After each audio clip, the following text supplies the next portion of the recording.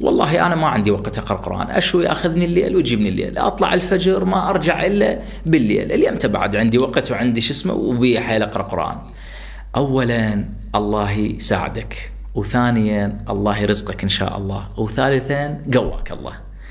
الإمام الصادق عليه السلام يقول: ما يمنع التاجر منكم المشغول في سوقه.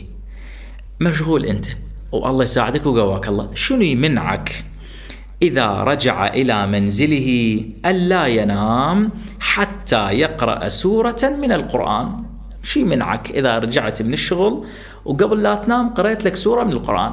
مو إلا سورة البقرة، تقدر عليه أي سورة صغيرة. زين، فيكتب له مكان كل آية يقرأها 10 حسنات ويمحى عنه 10 سيئات. سهلة؟ إيه سهلة. أي سورة من السور، مو إلا سورة البقرة، أي سورة قصيرة اقراها وروح نام، والله يساعدك ويرزقك وقواك الله. وإذا سويت هاي السالفة لا تنساني من الدعاء، لأن أنا ذكرتك عليها. الرواية عن الإمام الصادق عليه السلام، الكلام من كتاب ثواب الأعمال وعقاب الأعمال، صفحة 123، طبعة دار المتقين. دمتم بخير وفي أمان الله.